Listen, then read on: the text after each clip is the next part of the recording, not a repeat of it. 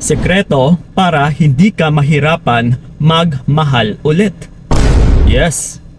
Kasi karamihan din talaga na ito yung maririnig mo sa mga iniwan, sa mga kakahiwalay lang, or sa mga niloko, or yun na nga sa mga sawi sa pag-ibig, na maririnig mo sa kanila ay bakit ang hirap magmahal. Yes, nagmahal lang naman ako, pero bakit ganun ang hirap? Well, ito mga utol, actually, depende po kasi yan sa taong pinipili ninyo, sa taong minamahal ninyo. Sa pagmamahal kasi, is hindi naman natin pwedeng sabihin na kapag mahal mo yung tao or kapag nagugustuhan mo yung tao is okay na eh. Ibigay mo na lahat-lahat, ibubuhos mo na lahat-lahat, or mamahalin mo na siya ng todo-todo. Kasi sa pagmamahalan or bago ka pumasok sa isang relasyon, napaka-importanting bagay po utol yung kilalanin mo muna yung tao. So pero ito, ituturo ko sa inyo para hindi na rin kayo mahirapan ng sobra-sobra. Na Kuya Kiko, paano ba maghanap ng tamang tao? Or paano ba kilatisin yung isang tao? Actually utol, hindi ka mahihirapan kung marunong ka talagang pumili. So na ito ngayon yung ipapayo ko sa inyo.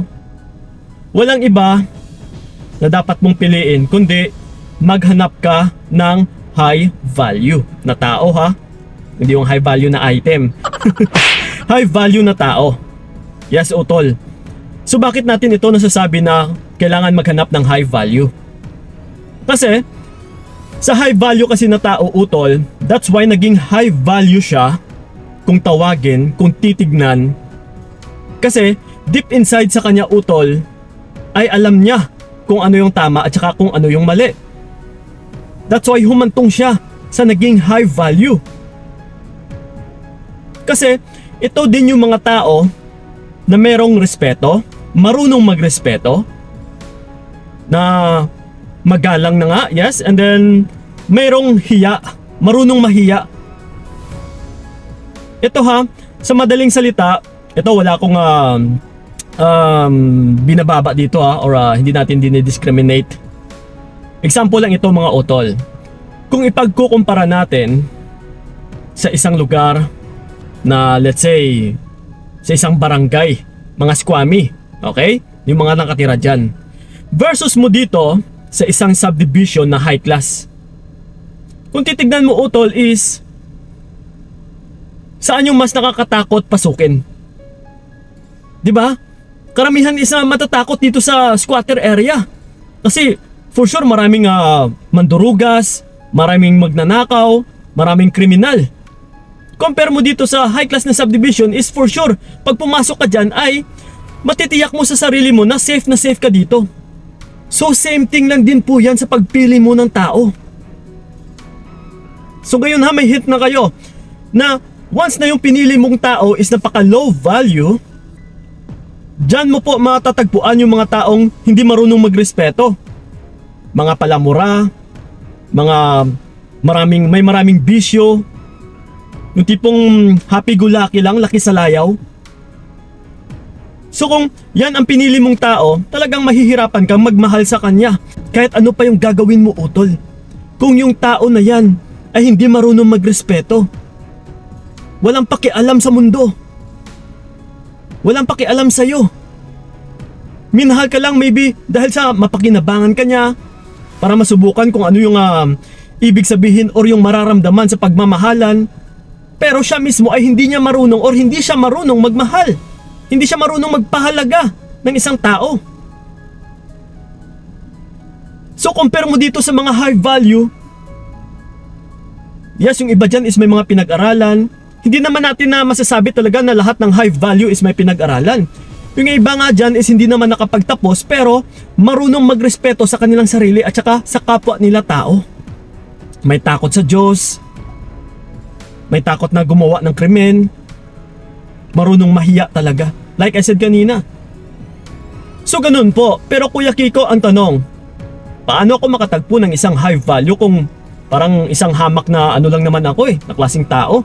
So ganun na nga, that's why paulit-ulit ko po sinasabi or pinapayo na i-improve at saka i-improve mo ang iyong sarili para maging high value ka rin.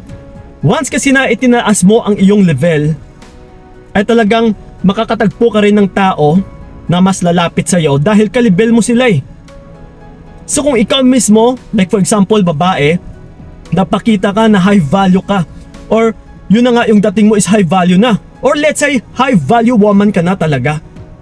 So ngayon, yung makakita sa'yo na tao, or yung maka-reach lang sa'yo na tao is yung mga high value din. Kasi yung mga mababang antas or yung mga low value na tao is mahihiya ito sa'yo. Not unless kung may magkusang loob talaga na maglakas ng loob, nalalapitan ka, and then kapag pinatus mo itong low value na tao, mahihirapan ka. Pero most of it na lalapit sa'yo ay mga high value utol. Dahil high value ka na So kagaya nga niyan, artista, di ba? Kung titignan mo ang karamihan na kinukuha nila or yung kinikilala nila or tinatanggap nila sa buhay nila is halos kalibel nila. Kahit hindi man artista pero may mga kaya, mga high value na tao. Yes, so ganun po para hindi din sila mahirapan kasi nililigtas lang din naman nila yung kanilang sarili. Para maging ligtas utol, para maging safe ka.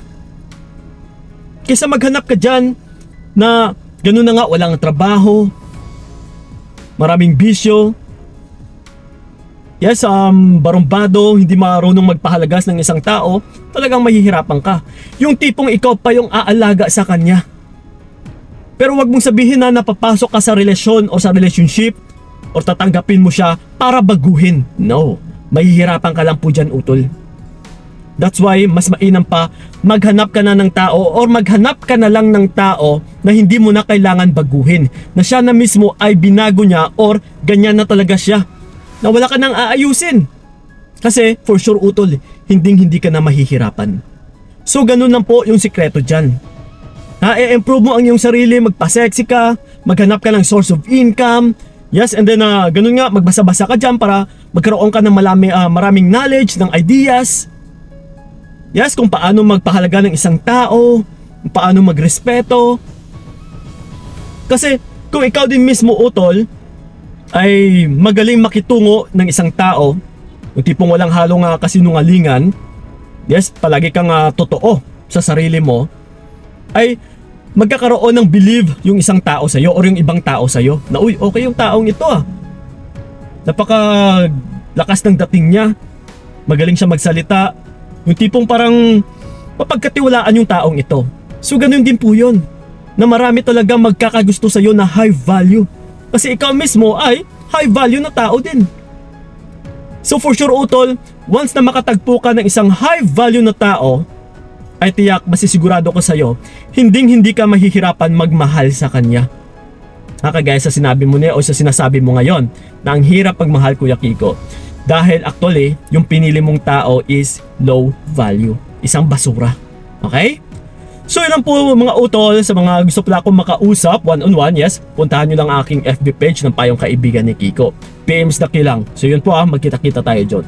So yun lang po, maraming salamat. Ingat kayo. God bless and babush! Sana hindi na lang ikaw ang aking ginusto. Binigay ko lahat para